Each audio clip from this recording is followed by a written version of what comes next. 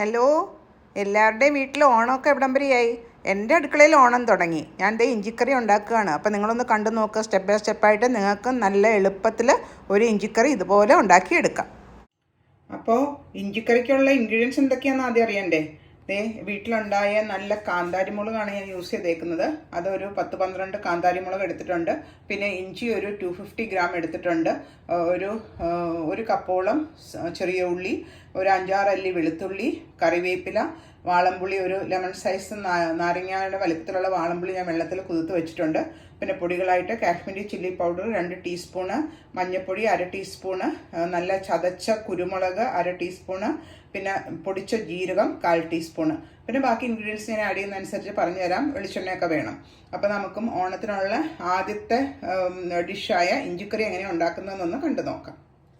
അപ്പോൾ ഇഞ്ചിക്കറി ഉണ്ടാക്കാനായിട്ട് ഞാനൊരു പാൻ അടുപ്പത്ത് വെച്ചിട്ടുണ്ട്. അതിനകത്ത് ഏകദേശം ഒരു 2-3 ടേബിൾ സ്പൂണോളം വെളിച്ചെണ്ണ വേണം. അതായത് നമുക്ക് ഇഞ്ചിയൊക്കെ നന്നായിട്ട് വറുത്തെടുക്കാൻ വേണ്ടിയിട്ടാണ്.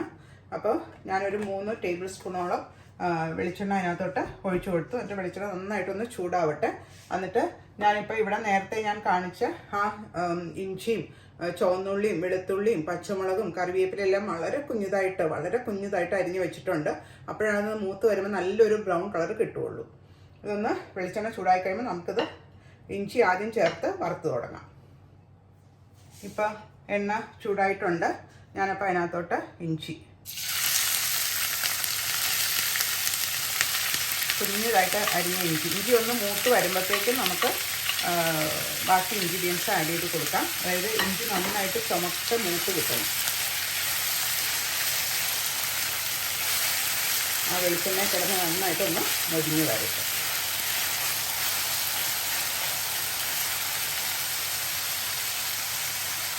അപ്പോൾ ഇഞ്ചി ഒരു പകുതി ഒന്ന് മൂത്ത് വന്നിട്ടുണ്ട്. അതിനകത്തോട്ട് ചെറുതായിട്ട് അരിഞ്ഞ ചുവന്നുള്ളി, കാന്താരി മുളക്, വെളുത്തുള്ളി, പിന്നെ ഫൈനലായിട്ട് കറിവേപ്പില, ഇതെല്ലാം നന്നായിട്ട് ഒരേപോലെ മൊരിഞ്ഞ് ലൈറ്റ് ബ്രൗൺ ആവുന്ന വരെ നമുക്കതിനെ ഫ്രൈ ചെയ്ത് എടുക്കണം. ഇടയ്ക്കിടയ്ക്ക് ഇളക്കി കൊടുത്തുകൊണ്ടിരിക്കണം. അല്ലെങ്കിൽ അങ്ങനെ ഒരു സൈഡ് കരിഞ്ഞു പോകും. അപ്പോൾ ഇടയ്ക്കിടയ്ക്ക് ഇളക്കി കൊടുത്ത് നമുക്കതിനെ ഒരു ലൈറ്റ് ബ്രൗൺ ആവുന്ന വരെ മൂപ്പിച്ചെടുക്കാം. ഓണത്തിന് ഒഴിച്ചു കൂട്ടാൻ പറ്റാത്ത ഒരു ഡിഷാണല്ലോ ഇഞ്ചിക്കറി. ഏത് ഓണസദ്യക്കും ഇഞ്ചിക്കറി ഇല്ലാതെ ഉണ്ടാവില്ല. പ്രത്യേകിച്ച് പായസത്തിൻ്റെ കൂടെ തൊട്ട് കൂട്ടാനായിട്ട് ഏറ്റവും ബെസ്റ്റ് ഈ ഇഞ്ചിക്കറിയാണ്. ഇപ്പം നിങ്ങൾക്ക് കാണാം, ആ ഇഞ്ചിയൊക്കെ കണ്ടോ ലൈറ്റ് ബ്രൗൺ ആയിട്ടുണ്ട്.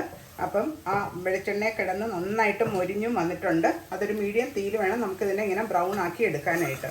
ഒരേപോലെ ഈവൺലി നമ്മുടെ കാന്താരി മുളകും കറിവേപ്പിലയും ചെറിയ ഉള്ളിയും ഇഞ്ചിയും ഒക്കെ മൂത്ത് വന്നിട്ടുണ്ട്. കണ്ടോ, ഒരു ലൈറ്റ് ബ്രൗൺ ആയി. ഈ പരുവം മതി. ഇത് ഞാനൊരു വളരെ എളുപ്പത്തിൽ ഉണ്ടാക്കാൻ പറ്റുന്ന ഒരു ഇഞ്ചിക്കറിയാണ് ഞാൻ കാണിച്ചു തരുന്നത്. അല്ലെങ്കിൽ പുളി ഇഞ്ചി, ഇഞ്ചിക്കറി എന്ന് പറയും, ചില സ്ഥലത്ത് പുളി ഇഞ്ചി എന്ന് ഇത് പറയും. ഇനി നമുക്ക് ആ പൊടികൾ കുറേശ്ശെ ആഡ് ചെയ്ത് കൊടുക്കാം. അപ്പോൾ പൊടികളായിട്ടുള്ള നല്ല ഇഞ്ചിയുടെ വറുത്ത സ്മെല്ലിങ്ങനെ വരുന്നുണ്ട്. പൊടികളായിട്ടുള്ള കാശ്മീരി ചില്ലി പൗഡർ, മഞ്ഞൾപ്പൊടി, കുരുമുളക് പൊടി, ജീരകപ്പൊടി, അതിൻ്റെ കൂടെ തന്നെ നമുക്ക് ആ പുളിവെള്ളം കുറേശ്ശെ ഒന്ന് ഒഴിച്ചു കൊടുക്കാം. അപ്പോൾ ആ പൊടികളൊന്നും കരിഞ്ഞു പോകത്തില്ല.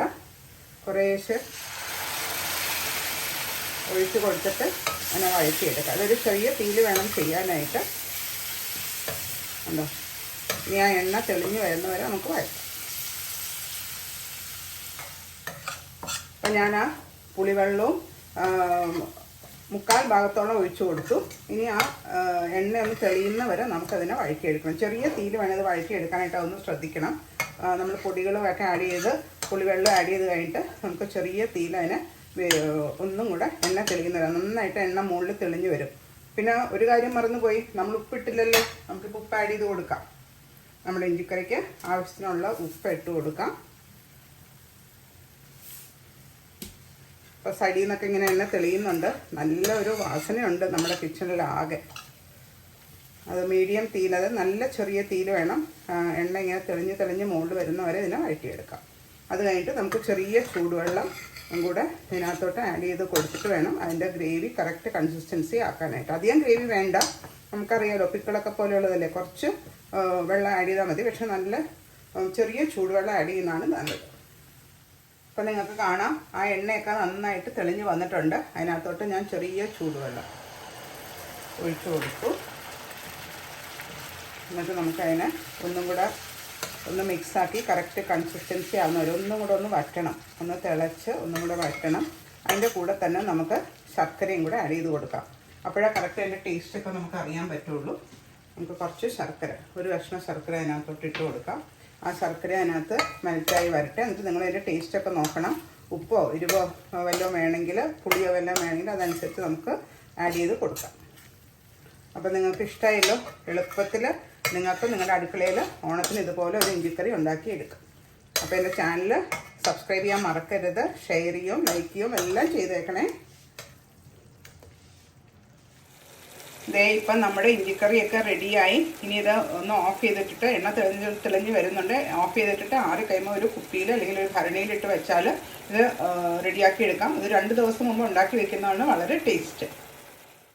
പൂവിളി പൂവിളി പൊന്നോണമായി. അപ്പോൾ എല്ലാവർക്കും എൻ്റെ ഈ വർഷത്തെ 2022 ഓണ ആശംസകൾ.